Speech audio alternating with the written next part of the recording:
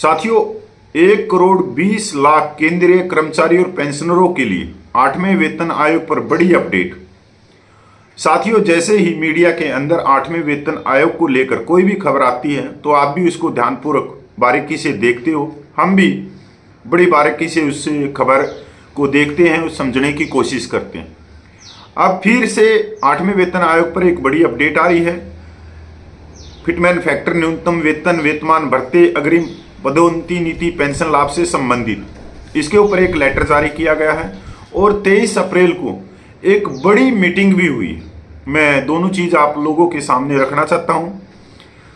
जो लेटर जारी किया गया वो गुरुवार को जारी किया गया और वो लेटर जारी करने वाले संगठन है जेसीएम, राष्ट्रीय प्रसिद्ध संयुक्त परामर्शदात्री मशीनरी ने एक लेटर जारी करके पूरे देश के जितने भी कर्मचारियों के संगठन हैं, जो सिविल संगठन है, उनसे कहा है कि आप जो भी आपकी मांगे हैं, जो भी आपकी डिमांड हैं, कृपया करके हमारे पास में भेजो।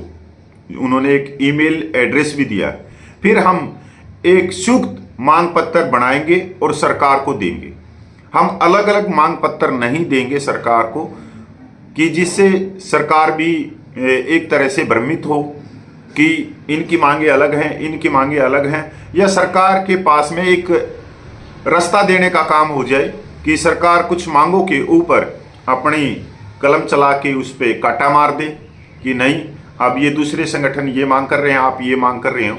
तो ये काबिले तारीफ है कि केंद्रीय कर्मचारियों के सबसे बड़े संगठन ने, जेसीएम ने, अपने आप को छोटा बनाते हुए और पूरे देश के जितने भी केंद्रीय कर्मचारियों के संगठन हैं उनको ऊपर करते हुए, उनका सम्मान करते हुए कि आप अपना मांग पत्र दीजिए, हम एक संयुक्त मांग पत्र सरकार को सौंपेंगे।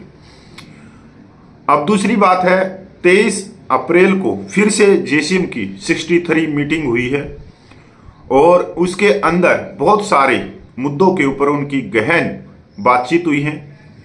चाहे वो फिटमैन फैक्टर की बात हो तो उसको भी LRO की रिपोर्ट के आधार पर मांगा गया है, जो एक्वायर्ड फार्मूला है कि जो अपने कर्मचारी हैं उनको कम से कम 2.86 से ऊपर फिटमैन फैक्टर दिया जाए, क्योंकि आज जो महंगाई है या जो कर्मचारियों का जीवन यापन है वो इतने कम पेंशन और कम वेतन में नहीं हो सकता। अगर 2.86 का फिटमैन फैक्टर मिलता है तो जो मिनिमम पेंशन है वो 51,000 से ऊपर चली जाएगी, और जो 50,000 रुपया पेंशन ले रहा है तो उसकी आप लगा ही सकते हो लाख रुपये से ऊपर उसकी पेंशन चली जाएगी।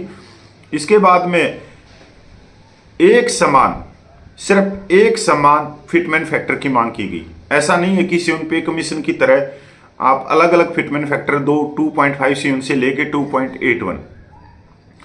न्यूनतम वेतन को भी इन्होंने बड़े मार्जिन से मांगा है, और न्यूनतम पेंशन को भी, कि न्यूनतम पेंशन और न्यूनतम वेतन।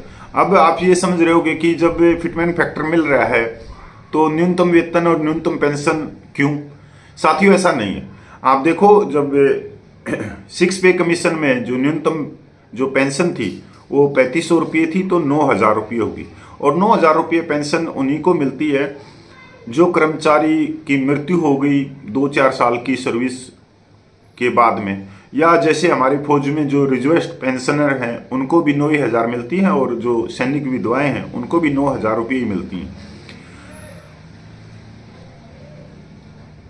भत्ते, इनके ऊपर भी उन्होंने बिल्कुल साफ किया है लेटर के अंदर, और जो मीटिंग हुई है कि भत्तों में भी इजाफा किया जाए और कुछ भत्ते और बढ़ाए जाए।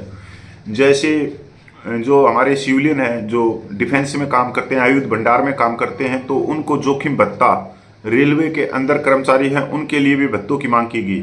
अग्रिम पदोन्नति नीति में बदलाव हो और सभी को पदोन्नति का लाभ मिले, और पेंशन लाभ से संबंधित उनकी मांग और इनपुट शामिल किए गए हैं। ज्ञापन में संशोधित सुनिश्चित कैरियर प्रगति योजना पर कर्मचारी मंच से प्राप्त इनपुट भी शामिल होंगे, जो कि केंद्र सरकार द्वारा अपने कर्मचारियों के लिए उनकी सेवा के वर्षों के आधार पर वित्तीय उन्नयन है।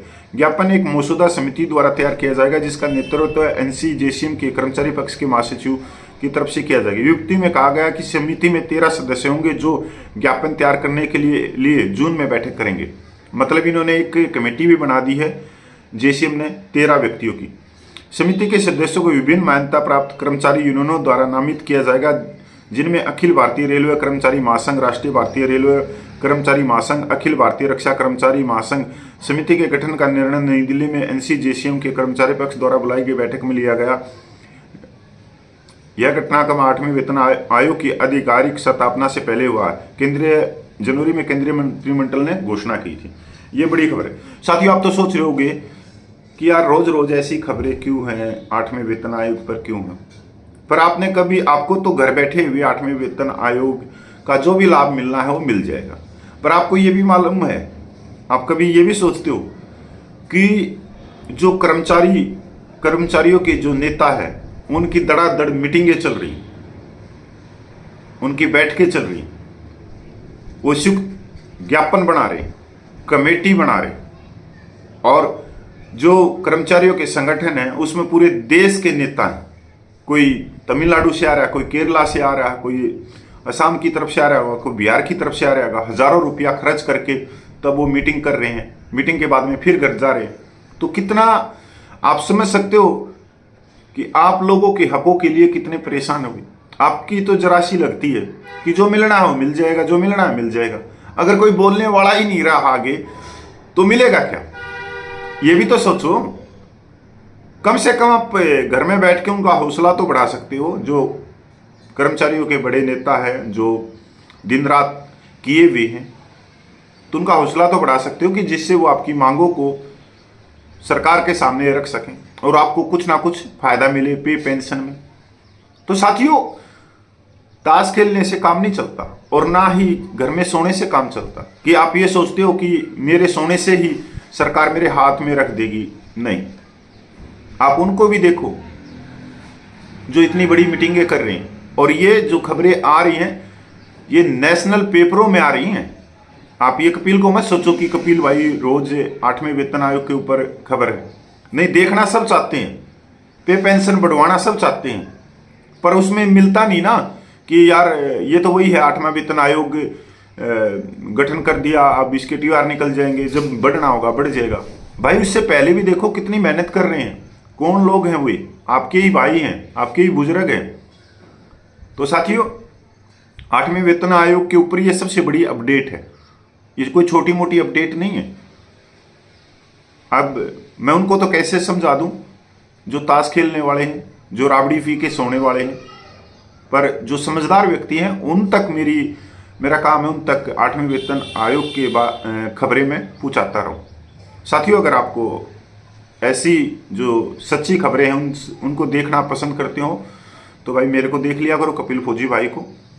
और अगर आप वीडियो को शेयर करना चाहो तो आपका बहुत बहुत धन्यवाद होगा। जय हिंद, वंदे मातरम।